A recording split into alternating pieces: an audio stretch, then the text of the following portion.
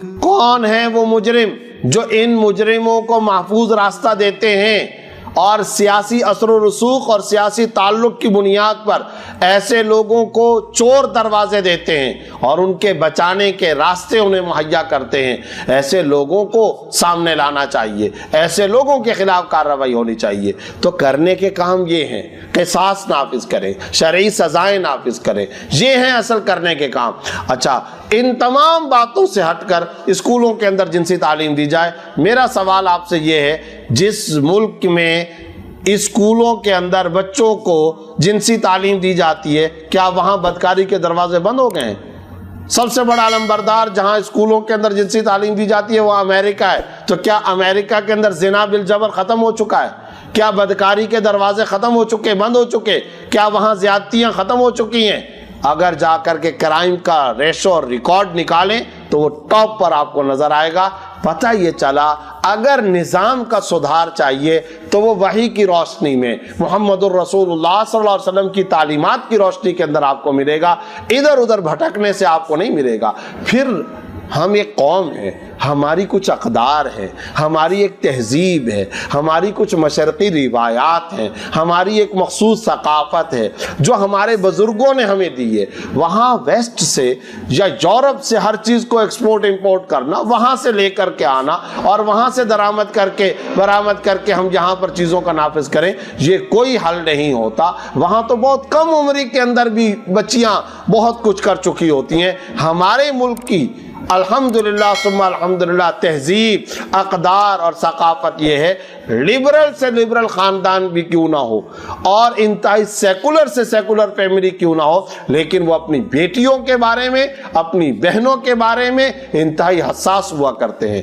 میں خود جانتا ہوں پاکستان میں ایسے کئی سیکولر اور کئی ایسے لبرل قسم کے صحافیوں کو، اور انہوں نے اپنے انٹرویوز کے اندر یہ کہا کہ ہماری بیٹیاں جوان ہوئیں اور جب وہ کالجوں اور یونیورسٹیوں کے اندر جاتی ہیں تو ہمیں اس بات کا ذہنی طور پر اطمینان ہوتا ہے کہ الحمدللہ فلاں یونیورسٹی کے اندر فلاں دینی جماعت، فلاں مذہبی اسلامی جماعت کا ایک گروپ موجود ہے، جس کی وجہ سے میں مطمئن ہوتا ہوں اور سیٹسفائیڈ ہوتا ہوں کہ میری بچی کی عزت وہاں پر محفوظ ہوگی۔ یہ سیکولر سیاستدان کہہ رہے ہیں، یہ لبرل صحافی کہہ رہے ہیں، یہ ان کے الفاظ ہیں، ریکارڈ پر موجود ہے، ایک نہیں کئیوں کے ہیں۔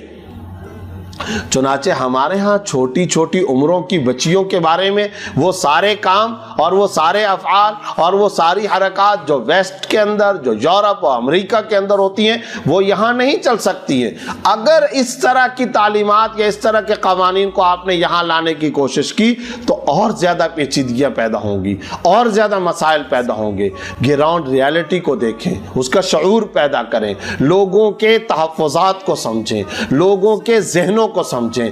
اشرافیہ کے طبقے میں سے چند سیکولر افراد یا چند ایسی این جی اوز جو باہر کی فنڈنگ پر چلیں، ہم ان کے کہنے پر اپنی تمام گلی محلے کی سوچ کو، اپنے تمام گراس روٹ لیول کے عوام الناس کو ہم یہ سمجھ رہے ہیں کہ انہوں نے اپنے ذہنی تصورات کو بدل دیا ہوگا اور انہوں نے اپنی ذہنی اقدار کو بدل دیا ہوگا، اپنی کمیونٹی، اپنے قبائل اور اپنی برادری اور اپنے تمام کے تمام علاقائی سسٹم اور نظام کو بالائے طاق رکھ کر کے وہ ہماری تعلیمات اور ہمارے قوانین پر آ جائیں گے۔ ایسا ہرگز نہیں ہونے والا۔ حالات مزید خراب ہو جانے کا خطرہ ہے۔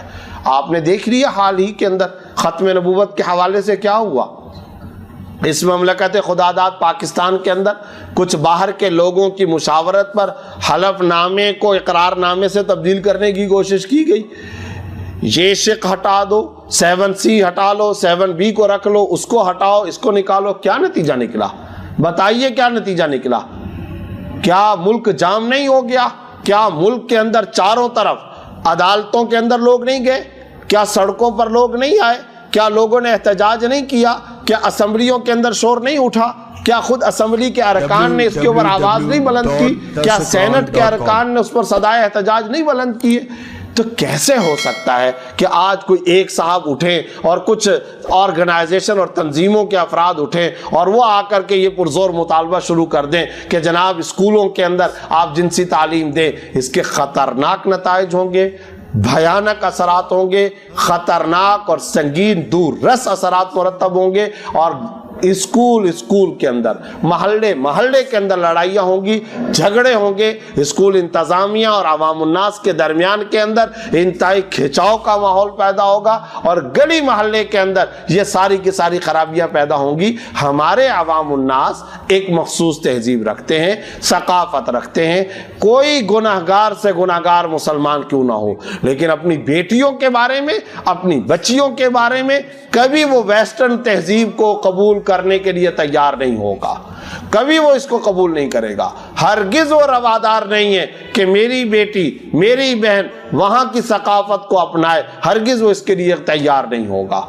आप कुछ आज़ादी के नारे, कुछ रोशन ख्याली के तसव्वुरात, ठीक है, वो आप लेकर के आएँ, चाहे मीडिया के ज़रिए ड्रामे के अंदर चीज़ें लेकर के आएँ, फहाशी और उरियानी के चाहे दरवाजे आपने खोले हुए हों और चाहे फहाशी और उरियानी के दरवाजे आपने मखसूस चैनल्स पर चौपट खोल करके रखे हों, लेकिन बहैसियत मजमूई ये पाकिस्तान और पाकिस्तान के अवाम उन्नास इस चीज़ को हरगिज़ कबूल नहीं करेंगे और कॉम्प्लिकेटेड ये मसला बनेगा और पेचीदगियाँ इख्तियार करेगा। इसलिए इलाज करना है, हल निकालना है तो वही की तालीमात की रोशनी में, खुलाफाए राशिदीन की सुनहरी तालीमात की रोशनी में, रसूलुल्लाह सल्लल्लाहु अलैहि वसल्लम की तालीमात की रोशनी में, जिसमें हमारे जज्बात यानी मुजरिमों को इस तरह से सजा दी जाए, हमारे जज्बात का मुकम्मल तस्कीन का साजो सामान मौजूद है।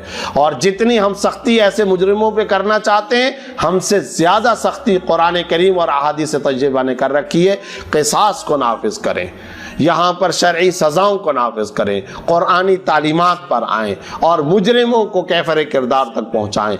जिस माशरे के अंदर मुजरिमों को कैफर किरदार तक पहुँचाया जाता है, इंसाफ की बर वक़्त फराहमी होती है, इंसाफ को सस्ता बनाया जाता है, इंसाफ को दुश्वार, महंगा और मुश्किल नहीं बनाया जाता, उस माशरे के अंदर फहाशी और उरियानी बंद हो जाती है, इफ़्फ़त और पाकदामनी का मंजर होता है, खुशगवार नबवी ओपन मदनी सोसाइटी की झलकियां हमें उस माशरे के अंदर नजर आती है। इसी पर आना पड़ेगा, चाहे देर से आए चाहे जल्द आए। समझदारी का तकाजा यही है कि आका सल्लल्लाहु अलैहि वसल्लम के दरबार की चौखट पर जितना जल्द आएंगे, ज़हनी सुकून भी पाएंगे, सोसाइटी और माशरे के मसाइल का हल भी पाएंगे।